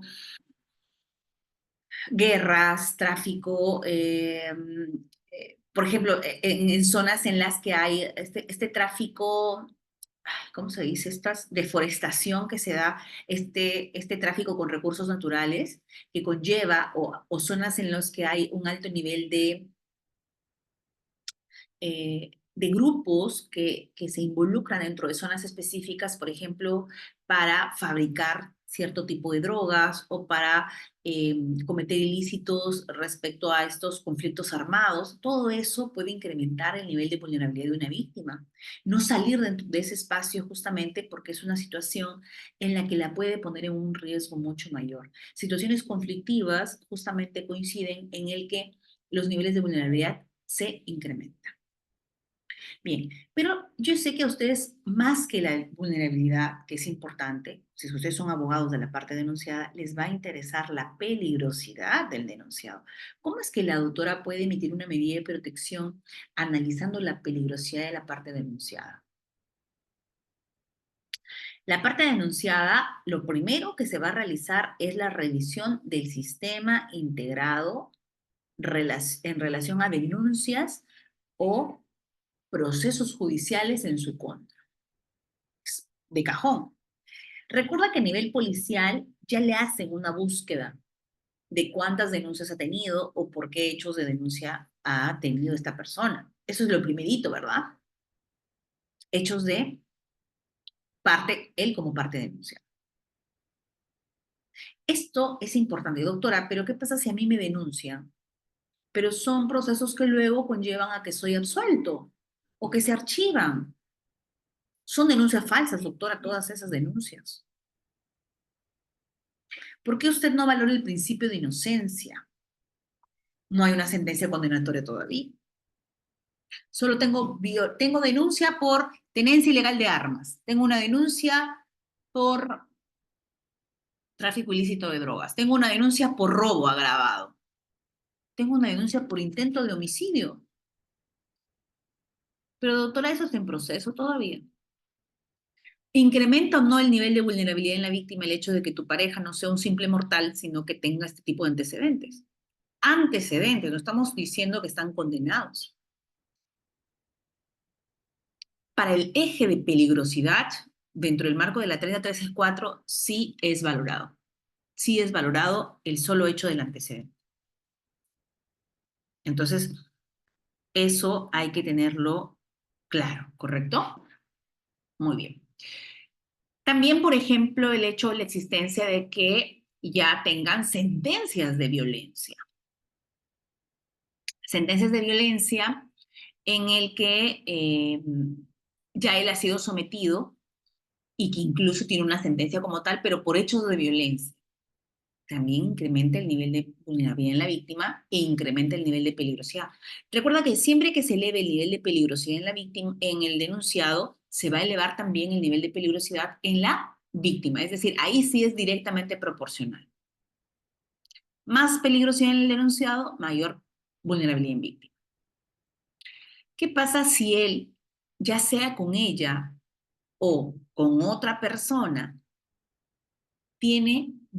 cuenta con medidas de protección en su contra?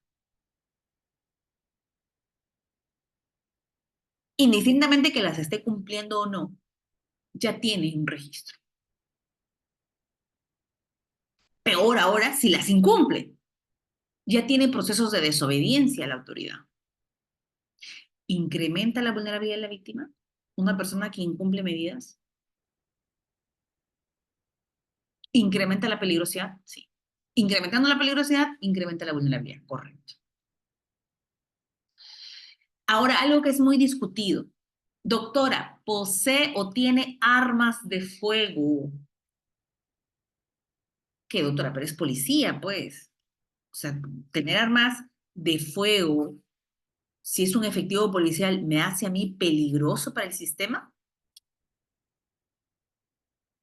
Doctora, entonces significa que hay em, ciertas profesiones que son peligrosas para el sistema de protección. Sí, por ejemplo, en los efectivos policiales, ser un efectivo policial y tener de pareja un efectivo policial lastimosamente, o ser integrante del grupo familiar, un efectivo policial que maneja arma de fuego, podría ser una persona peligrosa para el sistema de protección por el uso de armas. Doctora, pero tiene permiso, es su trabajo. Dentro del sistema de protección eleva el nivel. No significa que él sea culpable, no, acá no estamos hablando de culpabilidad, estamos que se eleva el nivel de peligrosidad. Doctora, ya, no es policía, es un seguridad, pero maneja arma de fuego, correcto. Incrementa el nivel. Esto es el análisis que tiene que hacer el juez, es la revisión que tiene que hacer con eje de peligrosidad. Si es que eso el juez no lo hace y simplemente dice hay riesgo severo porque se le ocurrió, entonces es muy probable que la apelación sea a tu favor. Acá me dice Rafael, las denuncias requieren de corroboración periférica, me dice. Es decir, que sean soportadas con prueba técnica, científica, de valoración psicológica, de determinar si... A ver, Rafael, eso sirve mucho para tu espacio de sanción, pero para tu espacio de protección, recuerda que en el Perú existen dos sistemas ante un hecho de violencia: el ámbito de protección y el ámbito de sanción. En el ámbito de sanción, que es el que no vemos acá, van a establecer el medio probatorio idóneo para cada tipo penal que logre, por ejemplo, en la violencia física, ¿cuál es el medio probatorio idóneo? ¿Cuál es el medio probatorio idóneo en la violencia física? Para poder determinar el tipo legal, el tipo penal de lesiones leves, lesiones tipo base y lesiones agravadas. El término es reconocimiento médico legal, más allá del certificado, RML, y que determine el número de días de incapacidad para yo con eso poder determinar en qué tipo penal está. Ah, entonces en el ámbito penal, Rafael, ahí sí. Necesito, por ejemplo, señores, ¿cuál es el medio probatorio idóneo para la violencia psicológica? Que si no existe ese medio probatorio, no hay forma, no hay delito. Solo porque me dijo hola, me dijo gorda, me dijo fea. Aquí Catherine y Elizabeth nos dicen, Catherine, la evaluación psicológica y Elizabeth nos dice la pericia psicológica. Señores, ¿tendrá el mismo valor probatorio la pericia que lo emite, que es emitida por el bueno, en este caso por el Instituto de Medicina Legal, la pericia, que la evaluación contenida en un informe psicológico emitido por el Centro de Emergencia Mujer, primero que los profesionales son diferentes, ¿ah? En el SEM, ¿quién lo emite? ¿Quién emite el informe? El psicólogo. Y en el perito psicológico, muchas veces psiquiatra, ¿verdad? ¿Qué pasa si en el informe psicológico determina reacción ansiosa y determina afectación por los hechos denunciados en la pericia? ¿Suficiente para el delito? Es el medio probatorio idóneo. Puedes cuestionar la pericia, claro, con tu pericia parte, etcétera. Y que es bien difícil, ¿no? Y tu informe también. Entonces, cuando Rafael nos dice, doctora, tiene que haber, si no este sistema se desborona. Muy bien. Esto en tu vía lata, en ámbito penal. Ante el juzgado penal, tu patrocinado va a estar cubierto, revertido de este manto sagrado llamado principio de presunción de inocencia. Pero tanto la evaluación que nos dice Catherine del Centro de Emergencia Mujer en un informe psicológico vale lo mismo, señores, que la pericia psicológica, igual. Pero necesito de estos medios probatorios para poder luchar la violencia psicológica a nivel judicial, pero en ámbito penal. En ámbito de protección necesito la evaluación y la pericia, o la pericia. Recuerda que para que se dé la pericia a nivel psicológica en el Instituto de Medicina Legal, tienes por lo menos 5 citas, 4 citas, 3 citas mínimo, según la evaluación que se mantenga para poder emitir medidas. Y ante eso, recuerda el plazo. El plazo es bien corto. Entonces, lo que nos dice Rafael es reflexivo, pero tenemos que ceñirnos a las reglas vigentes de los dos ámbitos, ¿correcto? Entonces, sí resulta un poco complicado adecuarnos a unas nuevas reglas de juego, como por ejemplo que nos diga que el hecho de que tenga un arma va a significar que es peligroso para el sistema de protección, ¿correcto? Para el sistema de protección. Muy bien, entonces esto es peligrosidad. Vamos. Y ahora llegamos a esta parte neurálgica, que es los criterios. Y para eso voy a permitirme compartir ahora pantalla, voy a compartir el informe importante, pero usted más o menos ya tenga claro esto, ¿ya? Idoneidad, congruencia, integralidad, que sea razonable, que sea proporcional, que se pueda ejecutar, porque si no se ejecuta, entonces ningún sentido de la medida, y la variabilidad, que es un criterio importantísimo que lo vamos a desarrollar. Pero voy a dejar de compartir para que usted vea el protocolo vigente con el que trabajamos.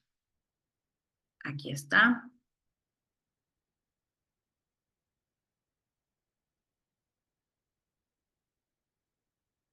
Y ya está. Y nos vamos a ir a creo que aquí no, para visualización. Ahí está. Y nos vamos a ir a los criterios. A ver, ¿quién me ayuda? Alguien que pueda alzar la mano para que me ayude con la lectura. Acá están los criterios. Vamos a leer los criterios. Recuerden, ya teníamos la idoneidad, la razonabilidad. Elizabeth, ¿cómo estás? Buenas noches. Vamos a aprender un poquito junto con el protocolo. Buenas noches, doctora. ¿Cómo Es estás, un gusto Elizabeth? escucharla. Igual para mí verlos. Vamos con los criterios. Claro, Por cómo no. favor. Gracias. Criterios para la emisión de medidas de protección y o cautelares. Las medidas de protección, independientemente del nivel del riesgo identificado, deben contar con las características interrelacionadas siguientes. A. ¿Qué Idoneidad y características tiene que congruencia. tener? Muy bien. La primera, idoneidad. ¿A qué se refiere la idoneidad? A ver, vamos a leer. ¿Qué dice? Las medidas de protección deben responder a la situación de riesgo que atraviesa la víctima, al tipo de violencia que está sufriendo y al ámbito en donde ocurre, público o privado. Por Muy ende, bien. no son admisibles las medidas de protección genéricas que no responden al caso particular. En ese marco, las medidas de protección deben tomar en cuenta las circunstancias, particularidades que colocan a las víctimas en una situación de vulnerabilidad. Muy bien, Más aún, hasta ahí, ay, Elizabeth, ejemplo de idóneo y que no es idóneo o que no es congruente. Voy a ordenar, imaginemos que el caso avanzó, ya hay un primer hecho, un segundo hecho, voy a ordenar retiro del hogar, ¿ya? Pero el hogar resulta que en el primer piso funciona una ferretería y en el segundo piso funciona la vivienda. Tiene un ingreso independiente. Al señor nunca lo citaron a la audiencia. De frente se emite la medida de protección. Hubo unas agresiones verbales, tal vez. Ya de por sí, por una agresión verbal, dictar una medida de alto impacto no resulta tan congruente, pero bueno. Dispongo prohibición de comunicación, prohibición de acercamiento, tiene hijos, pero ya menores de edad, igual dicté todo eso, y retiro del hogar. Que lo retiren de este hogar que funciona como negocio, como ferretería, como restaurante, y la única persona que trabajaba en ese restaurante era el propio denunciado, o que trabajaba en esta ferretería, o en esta mecánica, entonces lo dejé sin trabajo, porque no se puede acercar y que vea él de dónde trabaja. ¿Será un limitante el hecho de que esta persona tiene un trabajo, y, es decir, que porque tiene una ferretería ahí se va a quedar ahí a golpear a la víctima? ¿Qué opinas de eso, Elizabeth? ¿Cómo trabajarías ese tema? ¿Cómo podrías tú resolver en un caso así?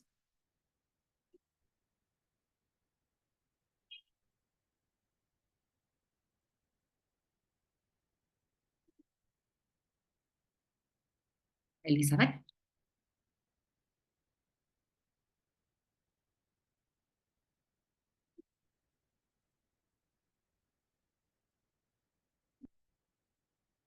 Elizabeth. Ah, póngale su audio, por favor. Y mientras sí, no tanto vamos a tenía leer audio. a Rafael Ángel. Rafael nos está diciendo, doctora, entiendo que en Perú, al igual que en Colombia, entiendo que Rafael es colombiano, existen actos de investigación que no determinan responsabilidad penal, claro, a diferencia de los actos de prueba que pueden determinar responsabilidad o no. Respecto al presunto infractor, nos dice, bueno, acá la palabra infractor ya no es utilizada. Aquí antes se utilizaban los menores infractores, se decía, ¿no? Esos adolescentes en conflicto con la ley penal. Y sobre el tema de infractor, acá hablamos, si es lo que te quieres referir, es al denunciado. Recuerda que el principio de inocencia no podemos hablar ni siquiera de agresores, sino personas denunciadas. Cuando nos dice la víctima, desde luego debe tener medidas de protección antes de los actos de investigación. Las medidas de protección son tan inmediatas, justamente, que estos actos de investigación se van a ver en un espacio penal, sancionatorio. Recuerda que el fiscal, y bueno, ahora con las modificatorias incluso, la policía y el fiscal tendrán que ellos establecer ciertos parámetros que van a llevar a si es que acusan o no acusan respecto de ese delito. Lastimosamente, sin esos medios probatorios, que son los primeros que se recaban, idóneos para continuar estos procesos, no va a conllevar al archivo de esa denuncia fiscal. A esa denuncia y a nivel de fiscalía va a archivar esa disposición. Pero mientras tanto, en el ámbito de protección que lo ve, recuerda, Rafael, nosotros somos jueces de familia de la subespecialidad de violencia. Nosotros no somos jueces penales, ni tampoco somos fiscales. Entonces, el ámbito de protección, por eso la medida no lo emite el fiscal, lo emite el juez de familia. Así es la regla. Y el juez penal, cuando ya el fiscal pase a la etapa correspondiente, el juez determinará ya luego de este proceso, luego de su etapa estelar, de su audiencia, todo, si es que hay una sentencia o no. Y si no, acabará a nivel fiscal con el archivo. Y eso no me va a obligar a mí como juez de familia a dejar sin efecto mi medida, mira. Incluso, así tenga sentencia absolutoria, así tenga el archivo fiscal, yo puedo mantener mi medida de protección. Pero tendré que evaluar el nivel de riesgo. Para eso cito audiencia, para eso incluso puedo hacer un acto de supervisión y como te digo, si determino en la supervisión que no cumplió con la terapia porque él creía en su inocencia, puedo ejecutar mi apercibimiento y puede, en sentido común, ir por lana y salir trasquilado. Va a pedir que se deje sin efecto una medida, sin embargo, verifico que nunca fue a la terapia.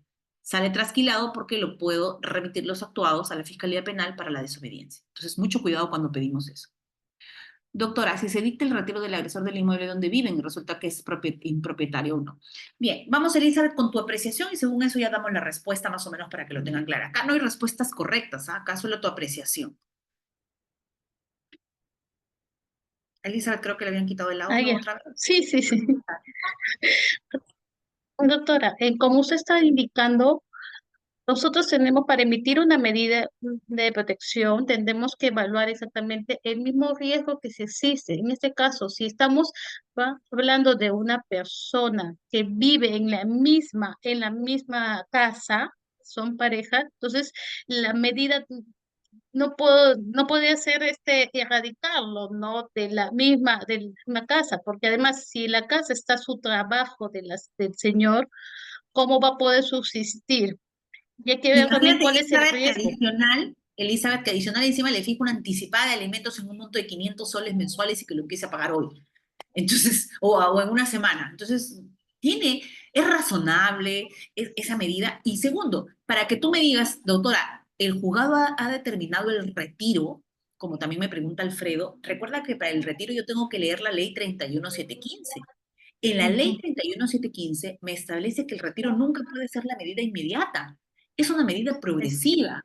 Es decir, yo le tengo que dar es, oportunidad al denunciado y dice, ¿qué doctora? ¿Le va a dar oportunidad que me termine matando? No, porque se supone que el nivel de riesgo que identifiqué no es un nivel de riesgo severo.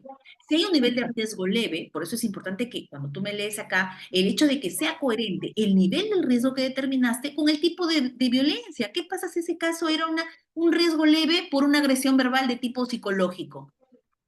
por el caso del mismo que están pidiendo alimentos los hijos, ¿no? Porque eso es Por lo la que limitación pasa. alimentaria, claro. Un hecho de Exactamente. violencia por una alimentación alimentaria. Entonces, tengo que establecer una medida lo más coherente posible, pero primero tuve que haber identificado el nivel de riesgo. No el que yo creo, sino el nivel de riesgo a partir de los ejes. Segundo, si a partir de los ejes he identificado un nivel de riesgo severo, bueno, ahí recién con la ley 31715 podré evaluar cuáles son los supuestos de retiro. Yo no puedo dictar retiro en la primera medida. Ujú. En retiro Pero, me doctora, lo hacen los claro, juzgados. pero tienes que apelarla y sacar esta ley 31715, que es la más importante para el tema de la medida del impacto. Esta ley te dice, oye, tú solamente puedes dar retiro en la primera oportunidad, siempre y cuando sea un riesgo severo, pero acreditado. No me vayas a creer que porque la ficha de valoración de riesgo, imagínate, Elizabeth, que el efectivo policial llenó la ficha y saca que es riesgo severo, ¿ok? Ujú. Pero porque las preguntas que ella le dice, sí, me ha intentado matar, me ha intentado tener relaciones sexuales a la fuerza, todo le dice, en ese momento todo.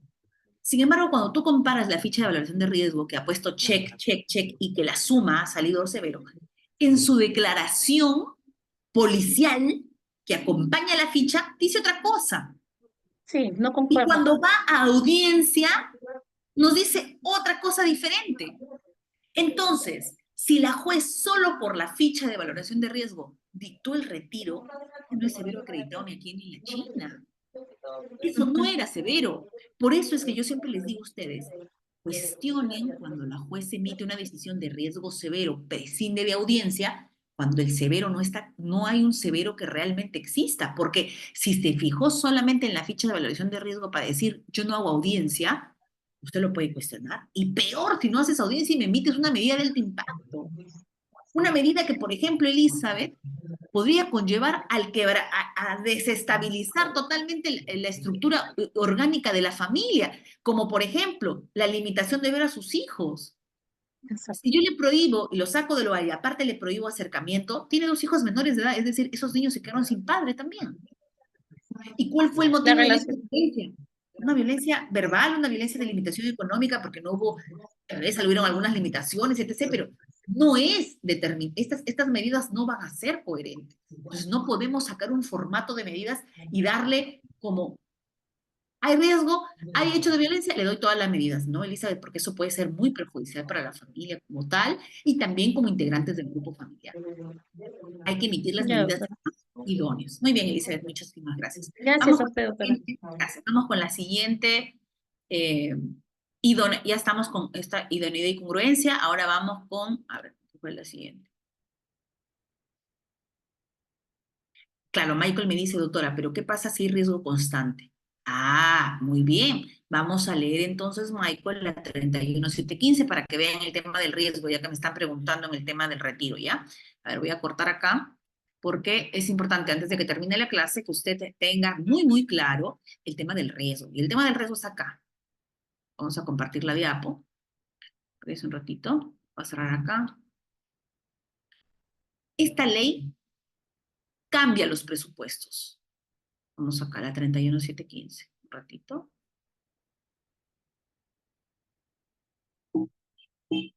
Ay,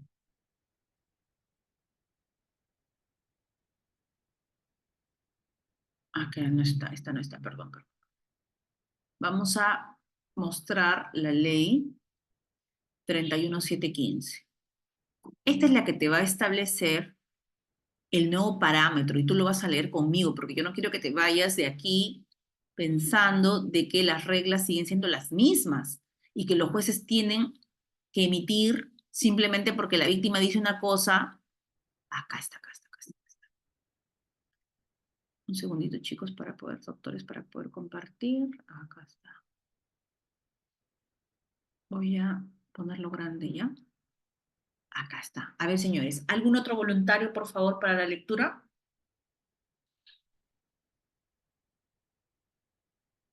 Ley 31715. ¿Cuándo se aprobó esta ley? Ahorita, el año pasado. ¿Alguien levantó la mano, por favor, si le activan audio?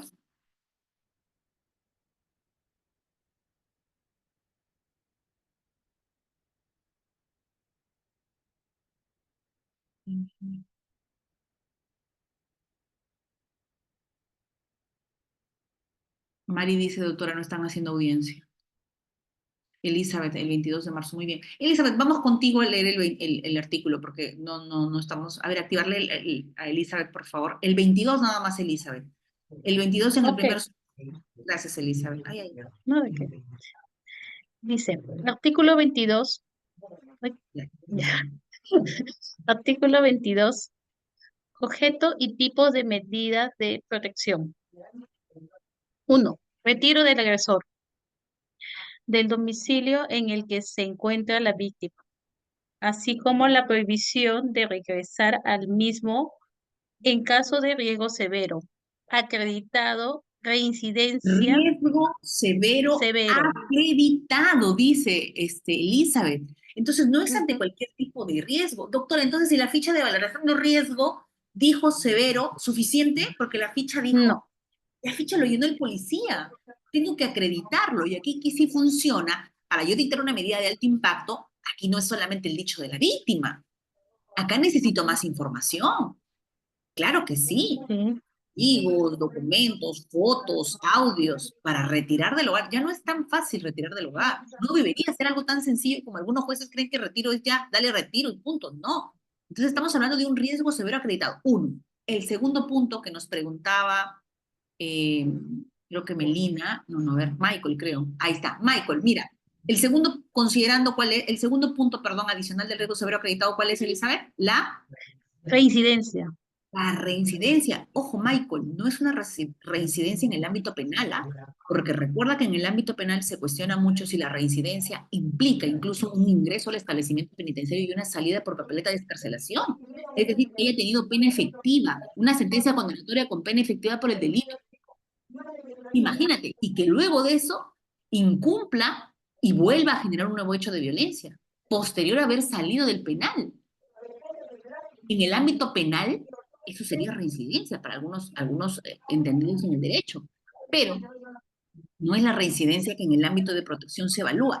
En el ámbito de protección sería una reincidencia el hecho de que ya tenías medidas y lo vuelves a hacer, o ya tenías una denuncia y otra vez. Lo que me dice Michael, doctora, pero es uno tras otro, tras otro. Le establecí reglas, como por ejemplo cuando analizamos con Elizabeth la idoneidad y la congruencia. ¿Por qué no en ese primer hecho, Elizabeth, se hubiera dicho, señor, usted va a llegar a la ferretería que queda en el primer piso, que tiene ingreso independiente, y ahí en la misma ferretería habilitará, pues señor, su cuarto, su espacio, o progresivamente irá ahí y buscará un espacio para poder dormir y que con ese negocio que usted administra, con eso podrá cumplir con la pensión y también usted ya verá otro espacio donde vivir, porque al final ya la situación como pareja terminó. Y yo no puedo obligar tampoco a que las parejas, cuando se termina la relación, por el fundamento de que no hay donde vivir, se mantengan viviendo juntos cuando eso puede elevar el nivel de riesgo. Pero para eso yo tengo que evaluar y hacer medidas a partir de incumplimientos. Voy incrementando las medidas mucho mayores por los incumplimientos. Es mejor que la primera medida sea solamente la prohibición general y si me incumple, solo vas a poder usar el espacio de la ferretería. Si me sigue incumpliendo, sales completamente y esa administración de la ferretería será administrado ese negocio por una tercera persona. O tendrás que alquilar el negocio y ese dinero servirá para la manutención de tus hijos. Entonces, es progresivo. Exactamente. En un caso, disculpe doctora, que yo he tenido recientemente, era, por ejemplo, el tío y la sobrina que Ya, tuvieron, era una casa familiar de 4 pisos. ya. Entonces, el juez estableció las siguientes medidas, ¿no? Uno, que no haya comunicación y que el señor, por ejemplo, diga, como la chica estudiaba era en el colegio, entonces dijo, los horarios que ella sale del colegio, que sale para el colegio, que toma 7 de la mañana y regresa a las 4 de la tarde, en esos horarios usted no debe permanecer en el hogar. Así me indicó que, que no entre, que no esté en ese horario y que trate de evitar el de estar transitando por las mismas. Totalmente irrazonable. En unas horas, ahora que tú me digas, doctor, ha habido hechos tocamientos indebidos, ha habido una situación, bueno, ¿qué tipo de...? Por eso es la razonabilidad, No hubo nada de eso, doctora. por eso te Era digo, o sea, porque estaban peleando por el espacio porque no había limpiado la escalera, entonces, y qué era ni siquiera locura con la lo que me niña, era con la dices. mamá. No puedo creer. Y claro, y muchas veces la madre, cuando empieza a pelearse por temas de uso de bienes, de situaciones civiles, ¿a quién envían a que se pelee? ¿A la hija o al adulto mayor? Cuando hay problema de Exacto. terrenos, ¿a quién mandan? A que se pongan en la frontera? ¿A los adultos mayores o a los niños? ¿Por Sí. qué? Para que ellos sean las víctimas, porque estos son mucho más. Ahora, el juez no puede caer en eso, pues. Si la No, y situación... así lo dictó. No, terriblemente. Eso no puede ser una medida. Eso incluso ha habido un nuevo hecho, se ha incrementado el nivel de riesgo, estamos en un riesgo Nada. severo. Por favor, eso es totalmente apelable. No, Esa y medida, encima que había una mamá de mi patrocinado que era una persona de edad de 78 años que estaba delicada de salud. Entonces, y todavía le dijo, como usted si va a visitar a su mamá y como la hermana, que es la tía de la niña, agarró y dijo, como va a bajar siempre a llevarle la comida, entonces a la hora que baje, usted no suba. En esas no. horas. Ese tipo de situaciones, de verdad, que incluso tú puedes pedir, ya si se te fue el plazo de apelación, pide ahora la variabilidad. Ve que tu patrocinado vaya a la terapia reeducativa, porque él tiene que ir, no debe dejar de cumplir, por más que sea inocente, por más que sea todo lo que tú consideras, que vaya a la terapia. Que en la terapia se van a dar cuenta realmente cuál es el comportamiento de tu patrocinado, si es una persona violenta, si no es una persona tanto, porque hay muchas sesiones para eso. Entonces, ahí, con eso, luego pides la variabilidad. Entonces, puedes decir, ¿qué edad tiene tu patrocinado? 48 años. ¿Ya? Tal vez tu patrocinado tiene familia o no tiene familia. Puedes revisar. No, él no sé, yo no tiene familia, solamente se dedica, él es trabajador multioficios, nada más, no ha Pero podido cuida a su tener mamá, otro, no ha podido, cuida a su mamá o no cuida a su mamá tal él vez es... cuida a su mamá.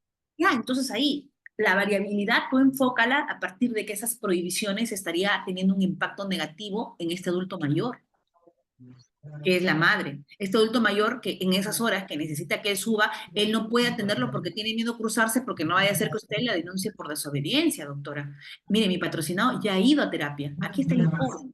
Es una persona que no es violenta, que es una persona que esto, que el otro, que por acá. No hay ninguna situación para que se le limite el derecho del tránsito por la casa que es multifamiliar. En todo caso, que se ejecute un apercibimiento cuando cruzándose con ella existe un nuevo hecho de violencia y un hecho de violencia que mínimamente se requiere un indicio razonable, no porque ella dice me lo crucé y punto, no. Puedes pedir la variabilidad, ese es uno de los criterios que vamos a entrar, estamos todavía en idoneidad, en Ya, incongruencia, doctora, gracias. mucha variabilidad, pero yo te estoy adelantando. La variabilidad, el criterio de variabilidad puede ser utilizado como esta carta bajo el brazo en cualquier momento, pero acompáñalo mínimamente de un comportamiento que ya un psicólogo, que es el de la terapia que están haciendo, te está diciendo que estás bien, de que no eres una persona violenta, ¿correcto? Bien. Gracias. Ahora, Sigamos. gracias, alguien más había alzado la mano, una psicóloga había alzado la mano y después le doy al señor Marcos Muñoz, al doctor. La psicóloga, si puede volver a levantar su mano, es lo que estaba conversando con, con la doctora, y si no, Sí, ya claro que pasamos. sí. Al Doctor, parecer que ya activaron mi audio. gracias. Dígame, doctora. Bueno, mire, me presento. Mi nombre es Blanca Estela Ávila Martínez, del país de México. Su servidora estuvo trabajando en el Instituto Estatal de la Mujer, el IEM, Unidad Calpulalpan. Mujeres que viven violencia. Desafortunadamente, por lo que yo puedo escuchar, eh, pues quiero comentarlo, ¿no? Muchas veces las usuarias, en este caso mujeres, pues a lo mejor tenemos entendido que la violencia, nosotros trabajamos un violentómetro, ¿sí? Violentómetro amarillo, azul, rojo. Cuando la violencia ya está en escala, que primero es la psicológica, nosotros trabajamos un instrumento para medir violencia en pareja que se llama ISA. Este instrumento nos dice, este y muchos más, están pruebas proyectivas, pero quiero comentar algo importante. Nosotros trabajamos con guías manuales, son guías psiquiátricas, DSM-5, CIE-10, CIE-11, y estos guías o manuales diagnósticos, pues nos dicen claramente que no solamente es la violencia ejercida de estas personas hacia las parejas, o en este caso, el que escuché ahorita. Las mujeres que viven violencia viven un trastorno, anteriormente en el DSM-4 y DSM-5 se le llama indefensión aprendida. Hoy es el síndrome de Estocolmo, es decir, la Continuar con tu persona que respuesta. vive una violencia usualmente va haciendo una alianza también con su agresor. Es real, ¿no? Por ejemplo, las niñas que ven violencia en los padres, niñas de 5 o 7 años, No, van normalizando este tipo de conductas y posteriormente eligen parejas agresoras idénticamente como el padre con la madre. Aquí tendría que identificar y comentar que, bueno, yo también soy perito en el Poder Judicial en áreas infantiles, soy psicoterapeuta infantil, y que en muchas ocasiones las situaciones en las cuales las personas que viven violencia dan mucha situación, son cadenas transgeneracionales, fue la mamá, la abuela, la tía, y entonces el entorno se vuelve muy viciado. Aquí lo más importante en referencia a lo que usted comentaba, doctora, nosotros trabajamos siempre con ideas y con pruebas psicológicas que van a apuntar cuál es el tipo de violencia que tiene el paciente o en este caso el periciado y posteriormente cuál es la severidad. Es decir, apartar, no importa que en este caso vivan o sea la casa compartida. Yo siempre le digo a mis clientes o pacientes, o incluso a los periciados, tu vida es más importante que un lote, tu vida es más importante que una casa, tus hijos son importantes, porque pues hablamos de leyes, sin embargo, pues en muchas ocasiones a veces las leyes no son tan ejecutadas de manera idónea como uno quisiera. De verdad, he estado en situaciones de infantes donde me he sorprendido porque pues aquí en México la niñez está muy bien cuidada. También estuve trabajando en Procuraduría para la Protección de Niños, Niñas y Adolescentes, y yo siempre lo he dicho y tengo que comentarlo. A veces hay batallas que no valen la pena luchar. Tenemos que salvaguardar la integridad física y mental, uno, de los padres, en este caso de las mamás, dos, de los hijos. Hay un libro que quiero recomendar que se llama Tu hijo, tu espejo, de Marta Alicia Chávez, y dice que si el papá o la mamá están bien, por ende los hijos estarán mejor. Aquí en las cuestiones de violencia, no hay una N cantidad de sesiones en las cuales se puede rehabilitar el paciente. Esto depende o dependiendo si el niño o ese adulto que ya creció y ya está en formación tuvo violencia desde los 7, 5, 3 años hasta la parte adulta. Entonces, sí quería puntualizar esto. Aquí en México se trabajan mucho las órdenes de restricción, ¿sí? Como en Estados Unidos, a metros de distancia del agresor. Sin embargo, si no nos curamos y si no trabajamos esta parte psicológica del síndrome de indefensión aprendida y hoy el síndrome de Estocolmo, será muy complicado, porque yo decía en algún momento, en algún tribunal, nosotros apartamos al agresor de la víctima, pero ese agresor va a buscar otra nueva pareja y va a ejercer mismamente esa violencia. Entonces, ¿qué tenemos que hacer? La prevención y promoción para que tengamos las estrategias y no hagamos estas repeticiones constantes de violencia. Pues ese es mi punto de vista, doctora, y me Correcto, gustaría de verdad que me diera usted también su opinión en cuanto a claro. las órdenes de restricción. Dentro del marco legal peruano, más o menos Sí, te claro, clarifico. Mira, nosotros lo que hacemos gracias. es lo siguiente, gracias a ti por tu aporte. Mira, en el caso hay un principio que nosotros utilizamos mucho, por ejemplo, lo que tú dices, doctora, sacamos al agresor de la casa. En el caso que esta ley 31715 exige un nivel mayor, ya no es con la sola denuncia retirar a una persona del hogar. ¿Por qué? ¿Por qué pasa esto? Pasa que en el Perú se malutilizó mucho, es decir, había una denuncia, no había audiencia y de manera inmediata se podía utilizar incluso la medida más alta. ¿Cuál era? El retiro del hogar. Esto generó un descrédito en el sistema de protección. Estamos hablando en el caso peruano. Es decir, doctora, solo porque la víctima lo dice, se va a dictar esa medida. Entonces, ¿qué podemos hacer nosotros? Doctora, si es que se dictase la medida de retiro, pero esa persona ya la retiró de ese hogar, pero va a ir y va a buscar a otra víctima, ¿correcto? Así es. Bien, entonces, respecto de eso, yo lo que puedo hacer, ¿cómo reprimo el comportamiento del denunciado o el posible agresor? Porque recuerda que hay ámbito penal y ahí se establecerá condena y hasta que pase sentencia o condena aquí o en México, eso demora mucho. ¿Cómo actúo Bastante. como parte de prevención inmediata? Ejerciendo la supervisión efectiva del cumplimiento de la medida, que es lo que yo les digo. No vaya a ser que vengan por lana y salgan trasquilados. ¿Por qué? Porque cuando van a pedir, déjese sin efecto la medida porque ya el riesgo varió, yo puedo verificar si es que el señor fue a la terapia o no. Si es que el denunciado no fue a terapia, yo puedo Claro. ejecutar mi apercibimiento de denuncia por el delito de desobediencia a la autoridad. Con ese delito, señores, acá tenemos casos muy mediáticos sobre esto, caso John Kelvin en específico, ese señor se fue a la cárcel nuevamente con una prisión preventiva porque el quantum de pena de la desobediencia conllevó a que de manera inmediata sea privado, en este caso por una prisión preventiva, su libertad. Entonces, ese es el mecanismo más idóneo que se puede establecer para cumplimiento. ¿No me vas a terapia? Ah, ya, perfecto. Porque la única forma de yo rastrear su comportamiento, porque no le puedo privar de su libertad de manera inmediata, yo no tengo esas facultades, yo soy juez de familia, no soy juez penal. Claro. Entonces, ¿qué hago? Supervisión. Ahora, doctora, la supervisión tiene que ser continua. Claro que sí, porque puede ser que vaya a la primera sesión y listo. Se hace el que está muy bien. O doctora, puede ser que la víctima sea, pese a que hay una prohibición de acercamiento del denunciado, porque la prohibición no es para la víctima. ¿Para quién es la prohibición? Es para el denunciado. Y que sea la víctima la que busca, suplica, le ruega, regresa, porque quiero dentro de mi Ujú. ciclo de violencia. Recuerda que cuando hemos analizado vulnerabilidad, hemos identificado que cuando hay Claro. situaciones de violencia en la niñez, se van a repetir en la adultez. Eso está clarísimo, eso está, ya sobre eso se ha escrito mucho. Entonces, ¿cómo paro el ciclo de violencia que quiere la mujer retornar? ¿Puedo ejecutar un apercibimiento de denuncia por el delito de desobediencia a la autoridad a la víctima por no haber ido a la terapia? ¿Puedo? ¿El marco legal peruano me permite que yo la denuncie a la víctima por querer regresar a su ciclo de violencia? ¿Existe ese delito en el país? No, Bueno, ni en ninguna parte del mundo. Entonces, doctora, ¿qué sí. hago con la víctima que quiere regresar con su agresor? Señores, ahí tengo otra respuesta.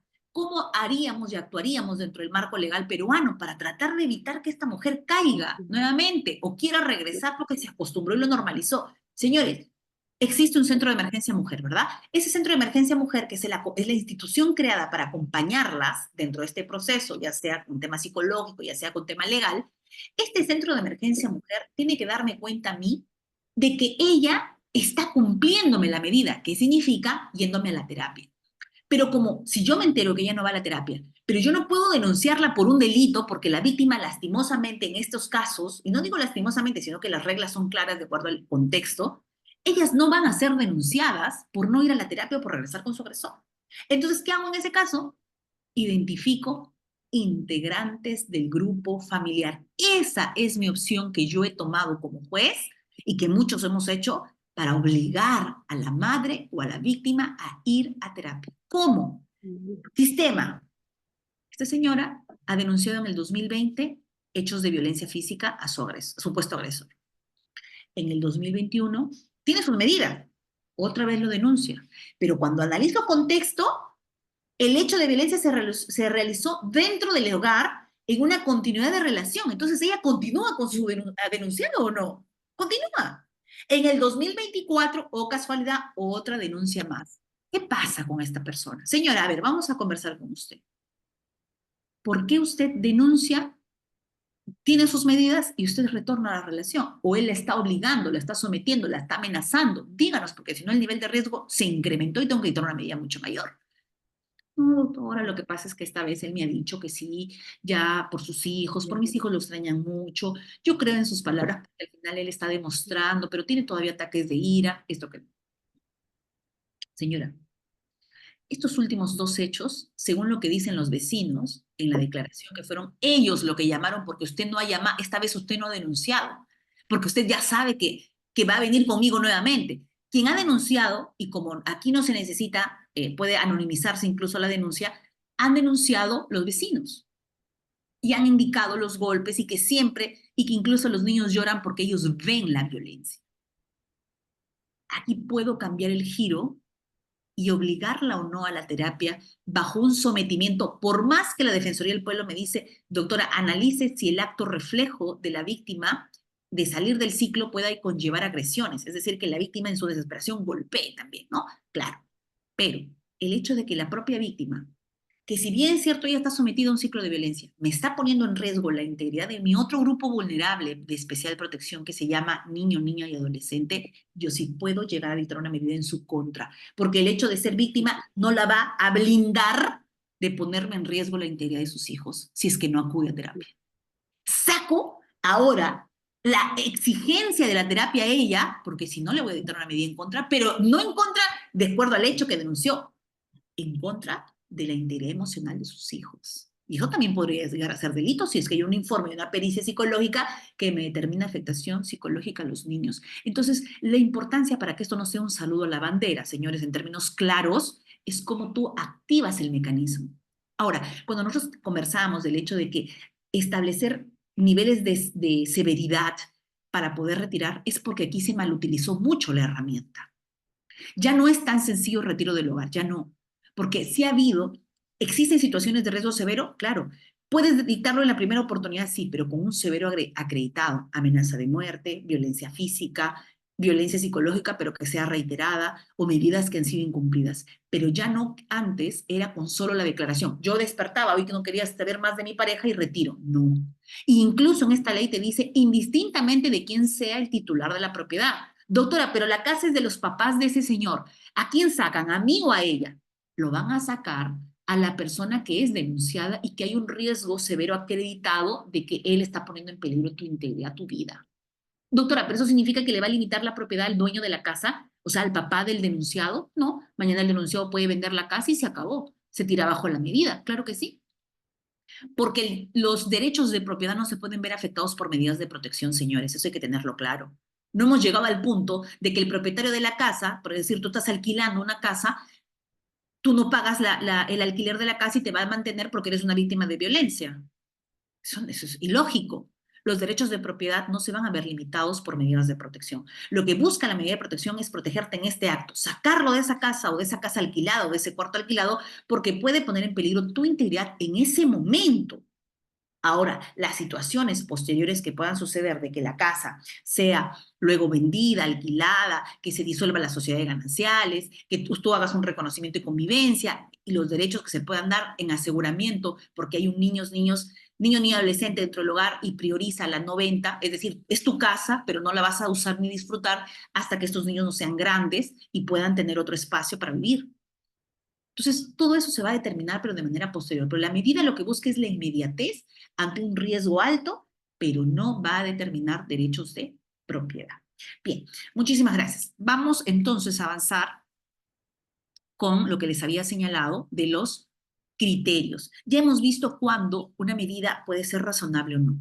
Ahora vamos a ver de la integralidad. Muchas veces al juzgado acuden víctimas con hechos de violencia, pero solamente en razón de ellos. Y ya les he comentado un poquito. ¿Qué pasa si hay hechos de violencia que los efectos podrían recaer en integrantes del grupo familiar? Como por ejemplo las prohibiciones de acercamiento o los retiros como tal pueden afectar a los hijos. ¿Por qué? Si yo establezco prohibición de comunicación, pero hay un niño de 2 años, y el tipo de violencia no era un tipo de violencia que conllevó un riesgo severo, porque señores, obviamente, si los niños vieron que su papá golpeó a su mamá en el suelo, no me va a venir a pedir ese papá que no, doctora, me está limitando mi contacto con mis hijos. Oye, usted es una persona altamente peligrosa y puede poner en riesgo la integridad de los niños porque han quedado afectadísimos con esta situación de la golpiza que usted realizó en su delante de los niños. Entonces, hay que analizar el caso. Pero en un tipo de riesgo leve, un riesgo moderado, que se dicte una prohibición de comunicación, no resulta una medida lo más congruente, lo más proporcional y lo más integral posible, porque vas a afectar a un niño en su derecho humano a tener contacto con ambos padres. Las relaciones se terminan, las relaciones de pareja, pero las relaciones de progenitores tienen que mantenerse de manera armónica y que si no lo hacen de facto, lo harán a nivel judicial porque el no llevar ese espacio armónico que asegura un desarrollo armónico de este niño puede conllevar también a medidas en contra de los progenitores. ¿Correcto? Y ya para finalizar, este criterio importante que es la variabilidad, va a significar que a usted le pasó el plazo para apelación de decisión, que son 3 días nada más que por acá me preguntaron, usted con la variabilidad podría, ante un nuevo supuesto, por ejemplo, doctora, yo estoy yendo a terapia, soy denunciado, estoy mejorando en la terapia. Es más, mi pareja o expareja, madre de mis hijos, también está yendo a la terapia y ahora ya estamos incluso haciendo terapia de pareja. Veo que las situaciones han mejorado, doctora, la prohibición de acercamiento quisiera que sea retirada porque ha variado el nivel de riesgo. Cuando realmente iniciamos este proceso había un nivel de riesgo severo, ahora estamos en un nivel de riesgo mucho menor. Convoco audiencia para evaluar ese nivel de riesgo. Puedo pedir un informe social, puedo pedir un informe a los centros de salud, tanto de la víctima como del denunciado, para poder tener acceso a esos informes, declaración de la víctima nuevamente. Puedo variar la prohibición de acercamiento y sustituirla por una medida menor o quitarla, dejarla sin efecto esa medida, dejar la prohibición, quitar la prohibición de comunicación, porque ellos están con esos informes y con la audiencia y con la declaración, puedo yo variar. Por eso le digo, esto no es una fotografía, esto puede ir variando, así como también puede incrementarse. Doctora, usted me dictó solo la general y mire ahora, hay amenaza de muerte. Obviamente, puedo incrementa el nivel de riesgo, la medida también tiene que ser incrementada. Es decir, el nivel de riesgo puede variar constantemente. Bien, señores, muchísimas gracias por la sesión de hoy. Hemos llegado a la final, a las 10 de la noche ya, cerrando la sesión. Y pedirles que me sigan en mi red social. Ustedes en Instagram me encuentran como @TaniaBocanegra y ahí estoy publicando todos los eventos presenciales, señores. De manera presencial estamos viajando. Esta semana nos vamos a Ica. Si usted está en Ica, nos vamos a poder ver porque vamos a estar esta semana en Ica. Y la próxima semana, señores, el sábado voy a estar en Huaraz. Así que yo feliz de encontrarme con ustedes, de podernos tomar una foto, así que muy contenta con eso. Y en noviembre anunciamos, nos vamos a Iquitos la primera semana de noviembre. Y en diciembre cerramos con Cajamarca. Así que muchísimas gracias, señores, espero verlos prontamente. Y muchísimas gracias por conectarse a la sesión del día de hoy. Las diapositivas y el material ya la institución CEFOCAP les hará llegar. Muchísimas gracias. Que tengan una bonita noche. Muchas gracias, doctora Tania, y nos estaremos viendo en nuestra próxima sesión. Muy buenas noches. Bien, vamos a presentar mi pantalla para que ustedes puedan conocer lo que vendría a ser su aula virtual y que puedan ingresar nuevamente para que puedan volver a ver la clase grabada del día de hoy y también el material de trabajo que le van a encontrar en su aula virtual. Así que un momento, por favor.